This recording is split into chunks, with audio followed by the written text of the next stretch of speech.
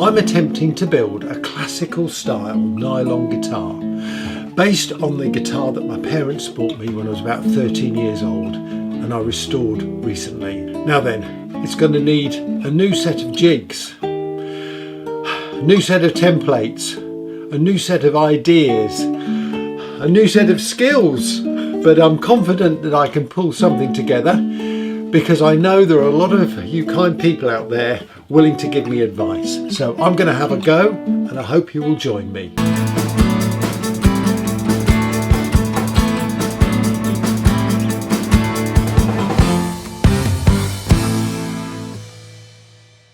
Well, hello and welcome to my workshop. Now in this episode things are going to get serious. We're going to find out if this design is going to sink or swim. Yeah, it's getting bad, isn't it? And it may go out a bit later than usual because it's going to take a little bit longer. But I've spent the last, 30 minutes or so cutting out a couple of dolphin templates. So I'm ready to mark it up on the top. I think my approach with this is to roughly mark out where the dolphins are using this paper template here. And then I'm going to use the templates that I've cut out from some plywood to actually hone them down and get them looking really smart. So let's get this marked up. That should be okay. While I'm here, I'm also going to mark the centre line. Pencil is really hard to see on this pattern, so I'm using this China graph, which isn't a very fine line, but it'll tell me where things should be. And this is the bridge position.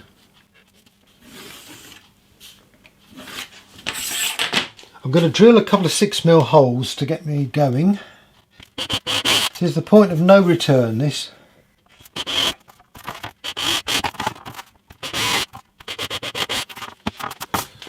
I've got a 21 TPI blade in there, quite fine blade, and my intention now is to hone out mainly the middle of this section inside that white line.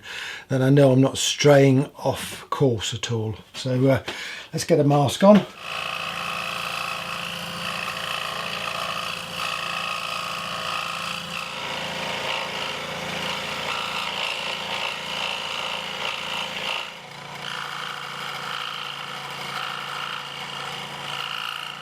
I'm just very carefully going round the outline here with a knife. Just really gently.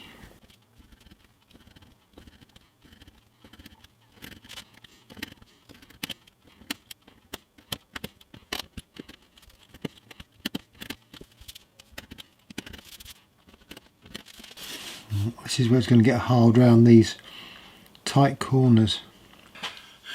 Hi guys, well it's day 2 of me working on this guitar this week, and well basically I'm dreaming of dolphins, to be perfectly honest with you. Right, now then, this is quite a fiddly job, and it's one of those jobs where I could really do with one of those nice laser cutters, but I don't have one of those. But let me show you what I've been doing. Right, well I left you with me cutting these shapes out with a knife. I actually went and switched to a finer blade and just cut all these shapes out. It took a little while, but I've managed to do it. Got both of them there. And then I realised that, well, this is very thin. It's about 2mm thick. And these are really delicate, so I've come up with an idea now to try and strengthen the back, and that is to use some of the walnut, which I'm going to use on the back. Again, this is 2mm thick, and create sort of a border round the sound holes, which will be glued onto the back. The grains go in the opposite direction to the grain on the top, and I'm hoping that this is going to give it strength. And I've sort of kept it away from the edge because I don't want it to interfere with the edge of the top there.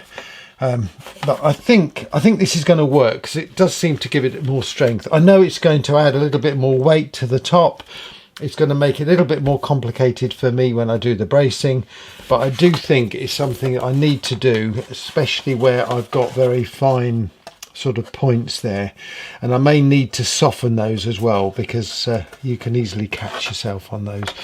So that's where I'm at.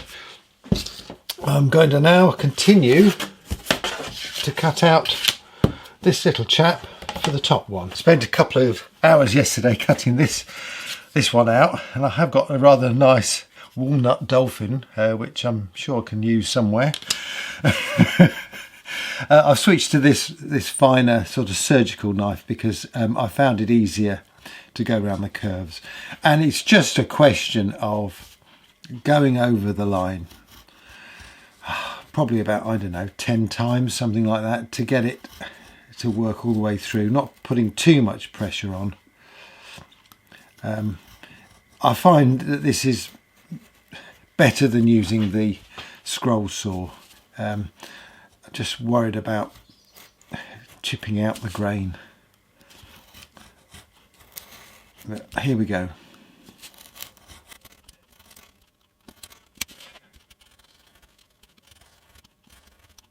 Well, I'm still at it, and as usual I've managed to cut myself and got blood all over the wood, but fortunately not in the place where I'm going to see it.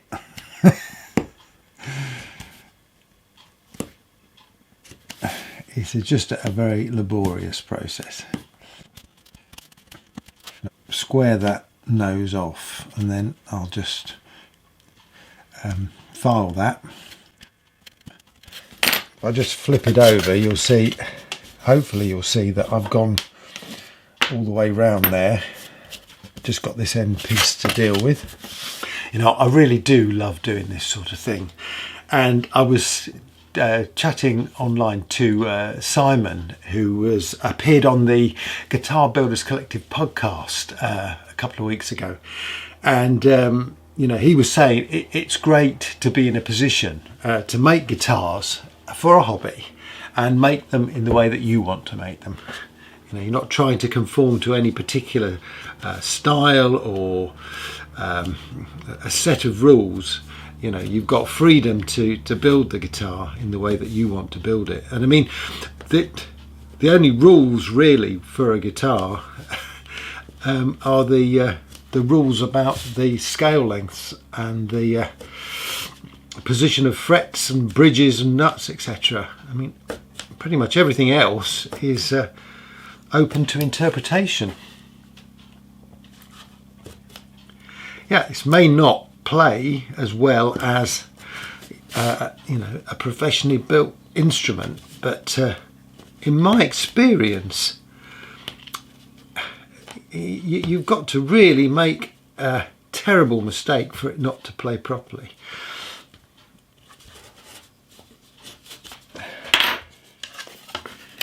We're nearly there. Now I'm getting to the stage where I should be able to pop this out now. So see if we can do that. I'll try not to bleed on it anymore. Just gently easing that out.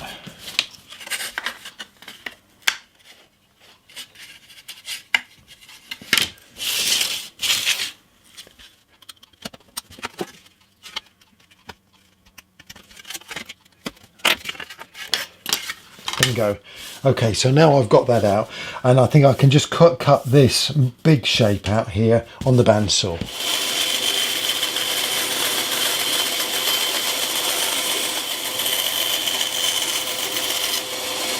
Okay, let's see if this fits. Yeah, that looks pretty good. I'm just going to put some tape on it temporarily.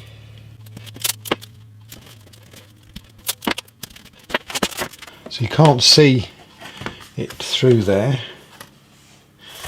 but it's giving it a bit of strength. Now, ironically, the bit that I wanted to strengthen, I've missed this bit here, but I think I can put a little bit of a fillet in there and I'll super glue it all in, so it's going to give it strength anyway. So I think this is going to be okay.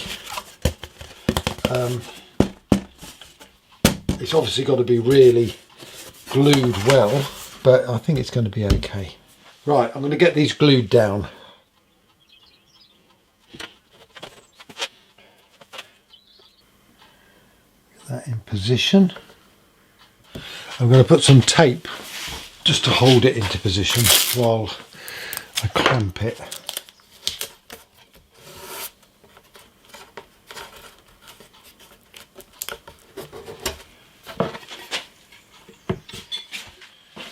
We need a big boy on this one.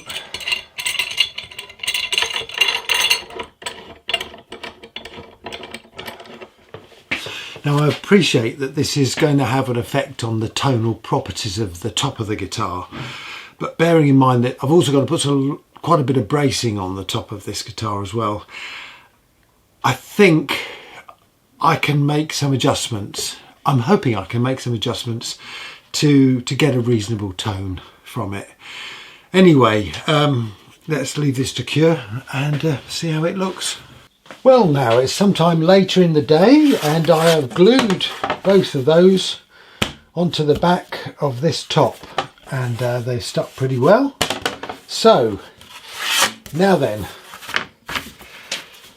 bracing. So one of the problems that people have told me I'm going to have with this guitar is the top is hardwood and it's not very flexible. And so there's a couple of things that I can do. One is to make the top quite thin.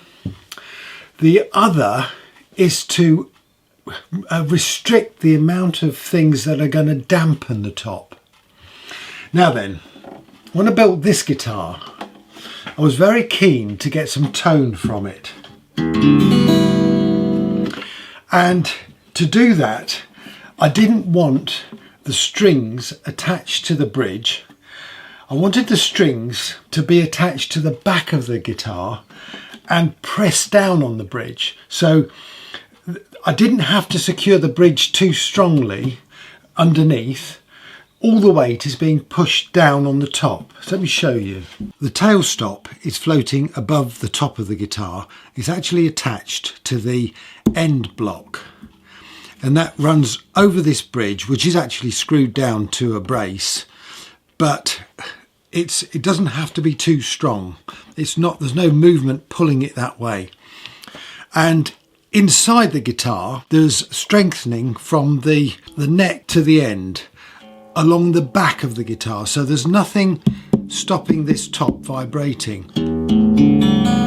And even though this is a very thin guitar, it does give a reasonable tone.